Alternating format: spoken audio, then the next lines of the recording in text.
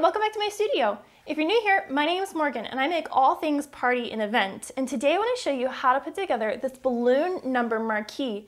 These are great for birthday parties and super versatile. I'm going to walk you step by step through all the elements required to make a marquee so you can have one for your own party no matter the theming. So let's get right into it. The first thing to do is make the base of this design, and to do that I'm going to be using 12 of these 11-inch balloons, my electric balloon inflator, and this balloon sizer box, which I'll have a tutorial linked above if you'd like to have one for yourself. Now I'm going to inflate all 12 of these balloons to 9 inches in diameter. So I'm going to take my first balloon, inflate it fully, and then put it right up against the 9-inch hole in my sizer box and slowly let air out of that balloon until it just passes through that 9-inch hole. This will mean all of my balloons are the same size and will make sure my base is really steady. So I'm going to go ahead and inflate all 12 of those, and then we're going to take 2 of those, wrapping the nozzles around each other twice and tying a simple knot to create a pair. We're going to create one more pair and then bring both of those together so that the nozzles touch, and then twist one balloon from each pair together, and this will lock all 4 together into a quad. Now I'm going to go ahead and repeat this with my other 8 balloons, so in total I have 3 quads for my base. Next, I'm going to take 8 5-inch balloons and inflate them to 4 pumps of air each. I'm then going to take all of those balloons and tie them together into quads, just like we did with our bigger balloons. So now you should have 2 mini quads and 3 larger quads, and we're going to bring all those together into the base using this empty 260 balloon. I'm going to tie it to one of the nozzles of my large quad, and that's going to form one end of my base. So on top of that, I want to add a tiny quad and making sure the small balloons are nestled in between the larger balloons. I'm then going to take that 260 balloon and, pulling it taut, stretch it in and out of the tiny balloons and the big balloons, and that's going to lock all of them together. On top of that, I'm going to add one of my large quads again, making sure the big balloons are all aligned. We want this to be a rectangle in the end and not a spiral, so that's why we're putting the tiny quads in between the larger quads so we end up with that square shape.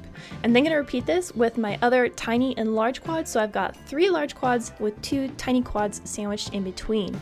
And this is going to make up the base of our marquee. Now this is a pretty tall balloon design, and we want to make sure our design is nice and stable, so I filled 2 balloons with water. I'm going to tie the nozzles from the water balloon into one of the nozzles from the large quads on either end. And this is going to give us extra weight on the bottom, making it so that it's harder for our balloon design to tip over. Next up is inflating our statement foil balloons. So not only do we have our main foil number balloon, but we also have a themed foil balloon. So today I'm using a butterfly, but you could exchange this foil balloon for any balloon that would fit the theming of your party. Now I like to inflate all of my foil balloons with a hand pump so I can make sure I'm getting the air distributed evenly and not accidentally overinflating it. This butterfly has a lot of different chambers in the design, and I want to make sure that I'm not accidentally pinching any of those chambers as I inflate it. On the valve portion of my foil balloons, I'm going to take an empty 260 balloon and lay that across the bottom of the valve, and then roll the valve up around that empty 260 and then tie a knot in that 260, and that's going to not only hide the valve of my foil balloon, but also create an anchor point where we can attach the foil balloon to the base of our design. So I've done the same thing on my foil number, and I'm going to take that 260 and stretch it taut and wrap it around some of the balloons in the base of our design. Now I want to make sure that number is nestled nice and snugly between the 2 larger quads, and that I'm pulling that 260 nice and taut. You want to make sure there's some nice tension on this balloon. Too loosely attached to the base, it's going to flop over. In a similar fashion, I'm adding my butterfly balloon. So I'm going to attach it using that 260 to the base, but because I want this to the front of the design and at an angle, I'm going to need some other anchor points, and I'm going to attach that using these glue dashes. So once I've got that first anchor point added, I'm then going to hold the butterfly where I want it to be in the arrangement and see where the butterfly touches any of the balloons in the base or the balloon number, and where those points touch, that's where I'm going to add my glue dashes. So I'll put a glue dash there and then hold the design together for a few seconds so the adhesive has a chance to stick. Now it's time to make the embellishments for this design. So I'm going to make a couple of balloon twists using a 260, this 1-inch pipe, and a rubber band. If you don't have some PVC pipe like this, you could always use a broom handle or a dowel rod. You just need something to wrap the balloon around. So first of all, I'm going to inflate this 260 all the way to the end. Once you've got it inflated, go ahead and let all the air out and give it a quick stretch. This will make it super pliable and easy to make the twist. So I'm going to take my rubber band and twist it around the end of my PVC pipe a couple times and tuck the end of the 260 balloon right under that rubber band.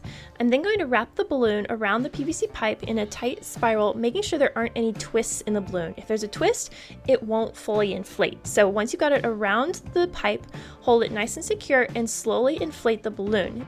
By wrapping the 260 around the pipe, it's going to create that tight spiral form, and once you get the balloon fully inflated, it'll pop the end loose of that rubber band.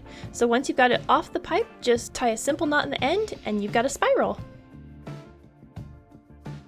I also made a couple of these 6-petaled 260 flowers out of some coordinating colors, and if you'd like to learn how to make these for yourself, you can check out my video tutorial linked above for some detailed instructions. So with these and a handful of small balloon clusters, we're ready to start adding our embellishments to the design. To add a cluster of balloons on top of our number, I'm going to use an uninflated 260 balloon and simply tie it around the top right portion of the 8. And that's going to give me something to anchor my balloons to. Now you could always just use glue dashes, but whenever possible, I like to tie things together to know that they're not accidentally going to come loose. So I'm going to add 2 of my twists by tying the nozzles together and then tying that to the 260 that's around the 8. These twists are a little floppy on their own, so to help them stand up straight, I've made some pairs of 5-inch balloons, and I've just inflated those to different sizes, and I'm going to put those underneath the 260 that's around the 8 and twist them around the twists and those different pairs, and that's going to make a nice little quad on top of the number and help support those twists.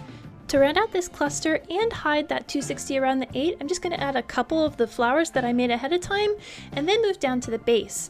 When it comes to adding all these embellishments, the sky's the limit. You can do as much or as little as you'd like. The important thing to keep in mind is the overall balance of the design. You don't want to put too much on one side and not enough on the other, and you also want to have a mix of colors and textures. So I'm adding little clusters, flowers, and these twists, and that's going to make it really interesting. I hold each embellishment in place to see if I like where it is before securing it down with some glue dashes. And that's it. This is how you make a balloon marquee. I hope you're inspired by today's project and give this a try. Marquees are great for birthday parties because they give you such impact in your space. If you enjoyed today's video, hit that like button and subscribe below. And if you'd like to up your party game, don't forget to check out our Patreon group where I give even more tips and tricks of the event planning trade, plus some behind the scenes glimpses of the projects I work on. So until the next time, you can check out some other videos over here. And remember, stay creative everybody. Bye!